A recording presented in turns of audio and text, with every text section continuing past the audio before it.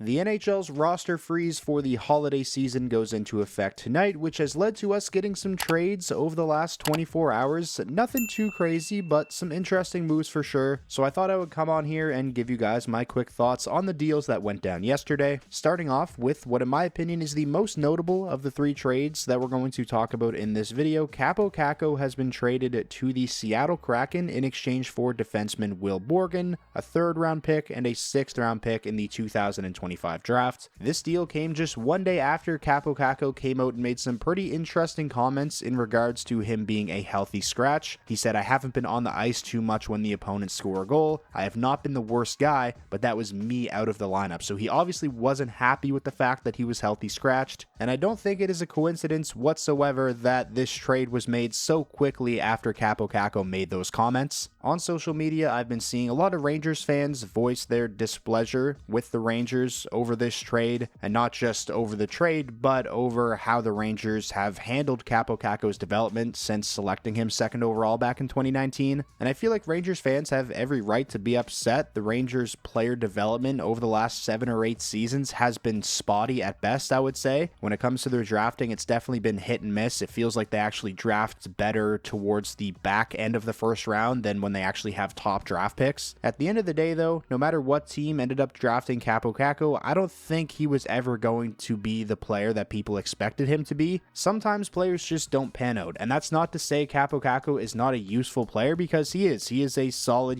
complementary middle six, two-way winger. He's strong on the puck, good down low in the offensive zone, but a lot of that offensive flair that he showed in his draft year just didn't translate to the NHL. It's obviously very frustrating only getting a depth defenseman and a couple of mid-round draft picks for a guy who was drafted second overall just 5 years ago, but I'm just not really sure what people were expecting. Kaapo Kakko obviously didn't have a whole lot of trade value, and I think it goes without saying, but the comments that he made a few days ago led to the Rangers wanting to expedite this process and maybe just take the best offer that they had on the table at the time. But even still, I don't think the return for Kaapo Kakko was ever going to be anything too crazy unless the Rangers traded him 2 or 3 seasons ago. That all being said, they did get defenseman Will Borgen here, who could be a useful player for them. He's a big right shot that likes to hit. He can kill penalties. Kind of sounds like I'm describing Jacob Trouba here, but Will Borgen obviously comes in at a much more reasonable cost. He has a cap hit of just $2.7 million and is a UFA at the end of the season. All in all, I don't see this trade being a needle mover at all for the New York Rangers. It's kind of the same way I felt about the Jacob Trouba trade. I don't think the Rangers are just going to magically turn their season around now, but it's clear Kaapo Kakko needed a fresh start. The Rangers gave him that, and they get a player back in return who can hopefully give them some productive minutes. And quickly talking about this trade from the point of view of the Seattle Kraken, this is a no-brainer. It's a low-risk, high-reward move. Kakko is still only 23. He's an RFA at the end of the season, and maybe Seattle is going to be able to get a little bit more out of him than what the Rangers were able to get out of him. But even if he caps out as, say, a 40-point winger and he keeps up his solid defensive play, I think that would still be a win for the Seattle Kraken. Moving on now to the next trade. Won't spend a whole lot of time on this one. P.O. Joseph has been reacquired by the Pittsburgh Penguins in exchange for good old future considerations, who continues to bounce around the league. He's probably played for every damn team at this point. After trading for Cam Fowler, there just wasn't going to be a whole lot of opportunity to go around on the left side for somebody like Joseph. I feel like this trade is really just St. Louis giving him an opportunity to go somewhere where he might get to play a little bit more. And for Pittsburgh, you add a little bit of depth to your blue line. Joseph is still relatively young at 25 years old. He's a player they're obviously familiar with because he spent many seasons there, and they obviously didn't have to give up anything to bring him back. So can't be mad at this deal if you're a Penguins fan. And now finally finishing up the video with the third and final trade we're going to break down today. The Montreal Canadiens and Nashville Predators make a 1-for-1 swap of defensemen, seeing Montreal acquire Alex Carrier in exchange for former first-round draft pick Justin Barron, who was traded from Colorado to Montreal as part of the Arturi Lehkonen deal. I actually kind of like this deal for the Montreal Canadiens. It's not really the kind of trade you usually see rebuilding teams make, in the sense that Montreal is the team here that traded away the younger defenseman and acquired the veteran, but it's not like this is a move that's only going to help Montreal this season. They're likely not going to make the playoffs, but Alexander Carrier is in the first year of a 3-year deal at a very reasonable cap hit of just $3.75 million. This is a guy that's definitely going to come in and help bring some stability to the right side. Carrier is a pretty versatile defenseman, has usually had pretty solid defensive numbers throughout his career. He's proven that he can play on pretty much any pairing, and I think he's a good insurance policy for the Montreal Canadiens if somebody like Mike Matheson ends up leaving in free agency at the end of the season, or if they decide to use him as a trade piece leading up to the deadline. Justin Barron obviously was never really able to break out and take that next step with the Montreal Canadiens, so I think the fact that they were able to still get somebody as good as Alexander Carrier, who, like I said, is on a really solid contract, in a one-for-one swap for Barron is a good bit of business for Montreal. And shifting focus and talking about this deal from the point of view of the Nashville Predators, it's clear they liked Justin Barron. GM Barry Trotz said he tried to go out and acquire Barron last season, and the Nashville Predators do have a decent history of developing young defensemen, so maybe Justin Barron is able to find his game in Nashville and become a useful offensive defenseman for them. He definitely has some intriguing tools. This is a guy who did have 7 goals in just 48 games on the blue line last season. While not playing a ton of minutes, he is a really good shot. So the Predators get a young defenseman that they obviously coveted, and in doing so, they free up some cap space. And Barry Trotz did say, don't be surprised if there's the right piece, I'm going to add it. I want to make our team better. I will say the one thing about this trade that's a bit of a head scratcher for Nashville is the fact that they decided to extend Alexander Carrier last season as opposed to trading him at the deadline, where they likely would have gotten a nice return. A mobile right shot defenseman who's good defensively and can play up and down the lineup on an expiring deal is usually the kind of player that contending teams are all over, but I guess maybe there just wasn't a ton of interest, or Barry Trotz never got an offer that he liked, so he thought extending him was the better option, and ultimately it ended up with Nashville again getting a player that they liked and wanted to trade for in the past in Justin Barron. So that is going to wrap up this video, quickly going over the 3 trades that took place yesterday.